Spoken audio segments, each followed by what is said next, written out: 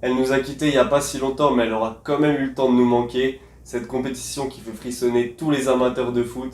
Vous l'avez bien compris, aujourd'hui on va parler de la Ligue des Champions et on va se pencher sur trois matchs. Le match de Rennes, celui de Marseille et le gros choc de cette journée, Juventus contre le FC Barcelone. Les semaines se suivent et se ressemblent pour le supporter de l'OM qui va de nouvelle fois passer le week-end avec une défaite au compteur. Une nouvelle fois ne pourra pas savourer le fait de voir son club en Ligue des Champions avec un nouveau revers et cette fois-ci face à l'ogre mancunien. Bonjour à tous et bienvenue pour une nouvelle vidéo sur l'Olympico consacrée à la semaine de Ligue des Champions.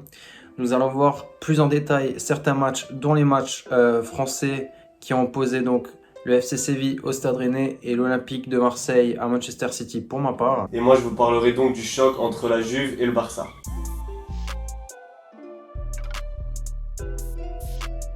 Alors rentrons directement dans le vif du sujet avec les deux compos du match qu'opposaient l'Olympique de Marseille et Manchester City, mis à part les absences de Sergio Agüero et de Gabriel Jesus côté Manchester City, c'est quand même du grand classique.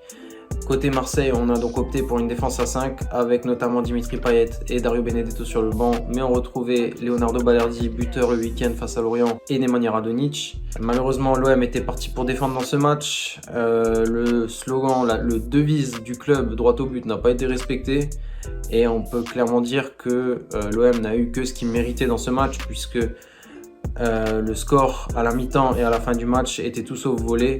Tant l'OM n'a pas été dangereux dans ce match. L'OM n'a pas été dangereux une seule fois. L'OM n'est quasiment pas sorti de son camp.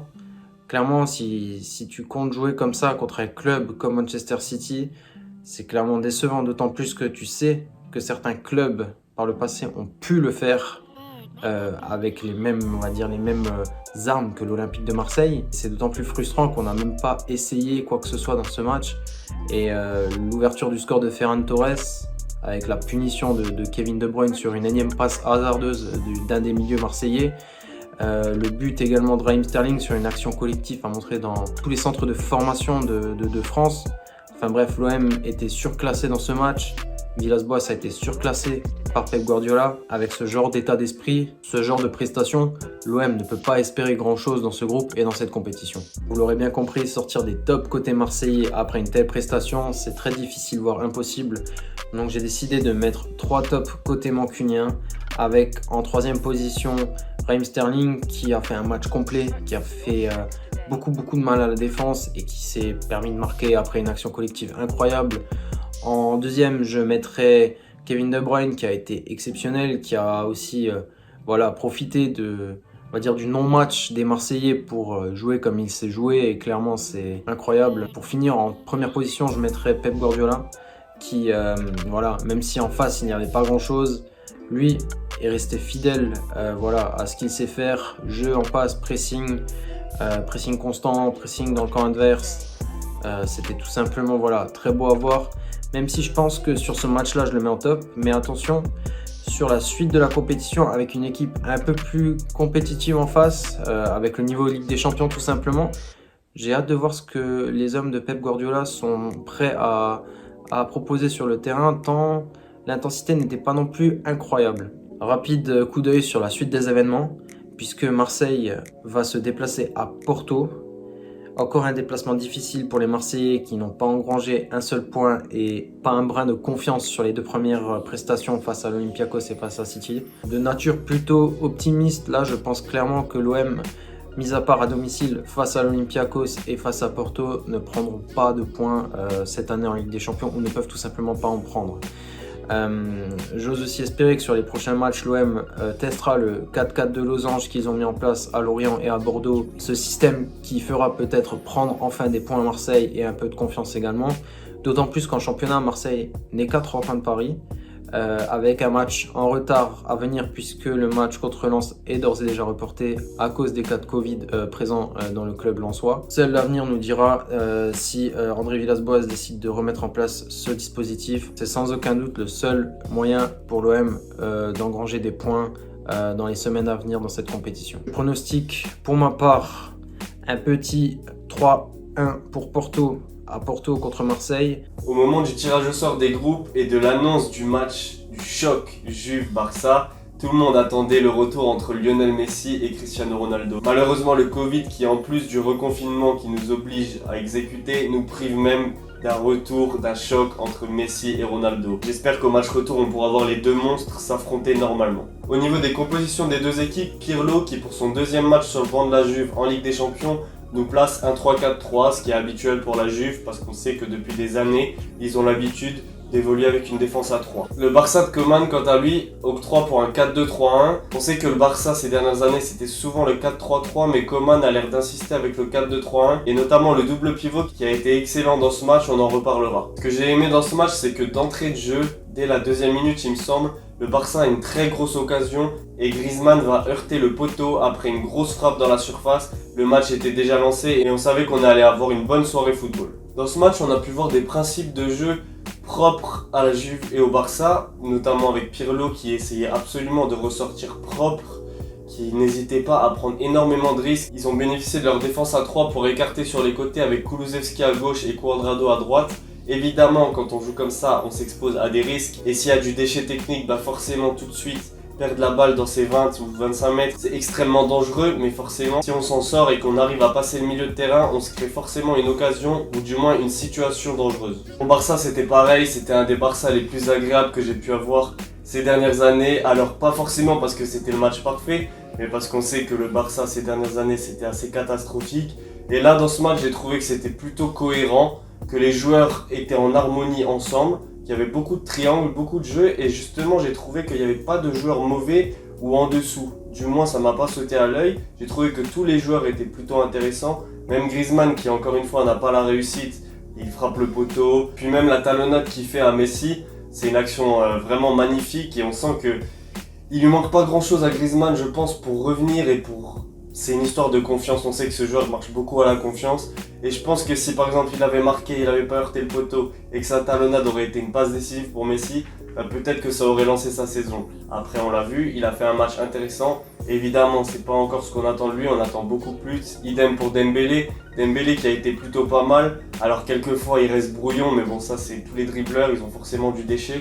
Mais il a été pas mal, d'ailleurs il est récompensé par un but, un peu chanceux c'est vrai. Bon je vais pas revenir personnellement sur tous les joueurs, mais je trouve qu'ils ont fait un excellent match et on retiendra les meilleurs dans les tops et flops tout à l'heure. C'était un match assez spécial puisque le Barça l'emporte donc 2-0, vous l'avez vu, mais la Juventus a inscrit 3 buts qui ont été tous annulés et refusés pour hors-jeu. Décidément ce joueur n'a pas de chance avec la VAR et les buts refusés pour hors-jeu, avec lui ça devient une habitude. On peut quand même noter un gros déficit devant le but, hormis les buts hors-jeu, puisque la Juventus finit le match avec 8 tirs et 0 cadré. Ce qui est un problème quand tu joues une des meilleures équipes du monde, même si c'est pas la tendance, en Ligue des Champions. J'ai trouvé que dans ce match, le Barça a été meilleur que la Juve et a mérité sa victoire. Leur possession était beaucoup moins stérile que par l'habitude. Il y a vraiment eu des belles phases de jeu, des belles sorties de balles. Il y a un moment, il me semble que c'est vers la 30e minute où le Barça enchaîne une série une trentaine de passes sans même que la Juve intercepte une fois ou puisse récupérer le ballon. D'ailleurs, ça se finit par une faute d'un des Turinois. Non, honnêtement, c'est encourageant pour le Barça et c'est de bon augure pour la suite quand on a vu par là où ils sont passés.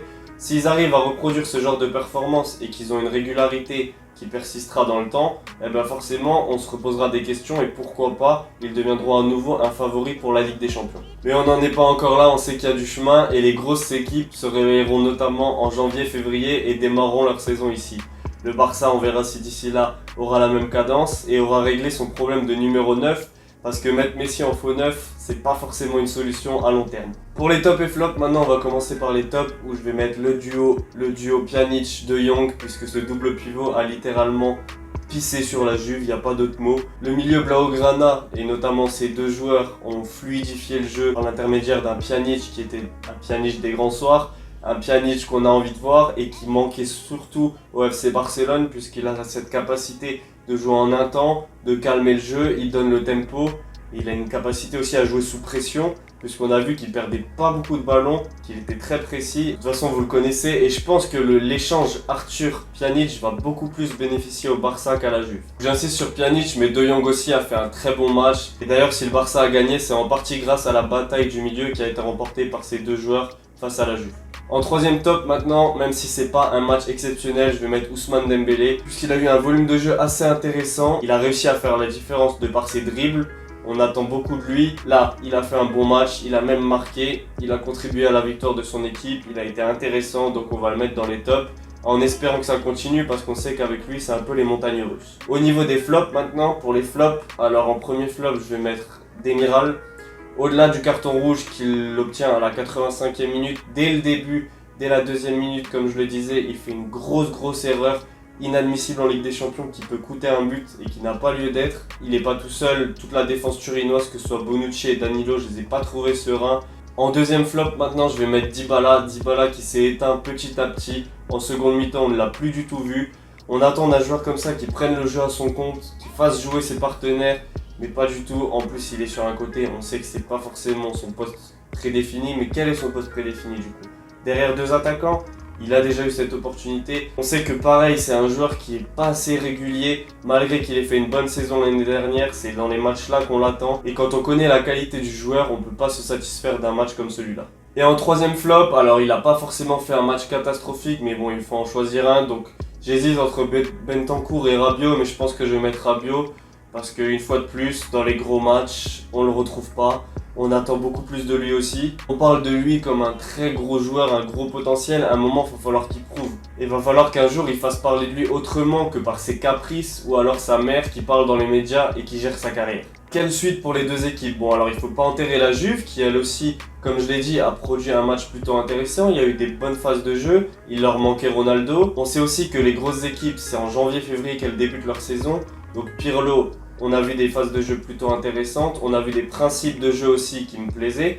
Donc maintenant on va voir s'il arrive à les mettre en application, s'il arrive à être régulier. Et avec un effectif complet, avec Dybala au top et Ronaldo qui reviendra, ça pourrait être pas mal et il faudra suivre ça. Du côté du Barça aussi, c'est encore plus encourageant, puisque même avec des joueurs tels que Pedri qui n'ont aucune expérience, qui a fait d'ailleurs un très bon match, et ben les principes de jeu, le 4-2-3-1 avec ce double pivot, était remarquable. Après, faut pas s'emballer, mais comme je l'ai dit aussi, ça fait tellement d'années que le Barça ne produit plus rien, que ce soit dans le jeu ou dans les résultats. Et ben forcément, on a envie de s'enflammer quand on voit un gros match, une victoire contre un Cador aussi, et une prestation collective très aboutie, telle que ce fut le cas contre la Juventus. On va maintenant passer au Stade Rennais. Le Stade Rennais qui, depuis le début de la compétition, fait tout le contraire de son voisin marseillais, c'est-à-dire joue la compétition à fond, prend le match comme il le faudrait. Et quand on compare les deux effectifs, on peut vraiment être déçu du côté de Marseille parce qu'on a l'impression que depuis le début de la compétition, c'est plus du gâchis qu'autre chose. Alors un club comme le club breton qui s'est encore une fois donné à fond face au champion d'Europe en titre espagnol, c'est-à-dire le FC Séville, et c'est tout à leur honneur tout simplement. On voit un Stade Rennais qui joue avec ses meilleurs joueurs en place, c'est-à-dire avec Martin Terrier, avec la pépite, anciennement joueur d'Anderlecht, Doku, avec Serhou Guirassy, avec Alfred Gomis, mais sans Camavinga et sans Steven Nzonzi, face à une équipe de Séville au complet. Alors c'était une première mi-temps plutôt à sens unique, puisque c'est vrai que le Stade Rennais n'a fait que défendre, a été miraculé sur certaines actions où le ballon est sauvé sur la ligne, où les Sévillans avec un peu plus d'efficacité par l'intermédiaire de Lucas Ocampos auraient pu très vite mener au score, mais ont aussi montré sur certaines contre-attaques avec des joueurs de vitesse que c'était possible de gêner Séville. Voilà, c'était possible et c'était vraiment plutôt intéressant comme match. C'était pas un match ennuyeux où il faisait que défendre. Et même si pour l'instant sur deux matchs, le Stade Rennais n'a que un point, puisque malheureusement pour eux, le FC Séville ouvrira le score en deuxième mi-temps. Le club breton, avec ce genre de prestations, peut espérer à autre chose. Et sur des matchs contre Krasnodar, où ce sera certainement le concurrent direct pour la Ligue Europa, tant Séville et Chelsea sont au-dessus, je pense très clairement qu'ils ont vraiment leur mot à dire dans cette phase de poule. Et je pense que pour les supporters rennais, c'est quand même plutôt intéressant de suivre les matchs depuis le début. Donc en top, j'ai décidé de mettre côté rennais Alfred Gomis qui fait quand même une très très bonne première mi-temps, qui s'est blessé à plusieurs reprises et qui n'a vraiment pas démérité dans ce match.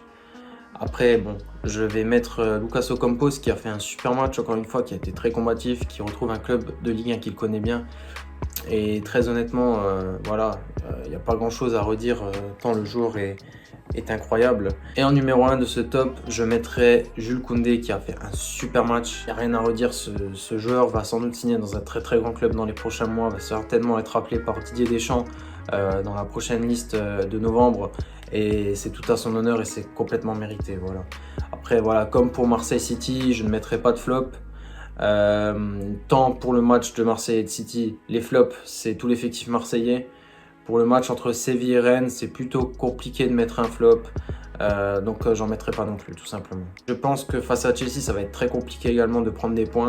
Même si c'est vrai qu'en jouant comme ils jouent sur les derniers matchs, sur un malentendu, sur une assise défensive solide avec un peu d'efficacité, pourquoi pas. Concernant Chelsea-Rennes, je pense que Chelsea va logiquement s'imposer 2-0. Merci d'avoir regardé la vidéo. Tu peux mettre un pouce bleu si tu l'as aimé. Tu peux aussi t'abonner pour ne rien rater. N'hésite pas non plus à donner tes pronostics pour les prochains matchs. En tout cas, j'espère que toi, supporter marseillais, tu tiens le coup après cette énième défaite. Encore une fois, merci de ton visionnage et à très bientôt. Prenez soin de vous, c'était Tom et Hugo. Ciao, ciao.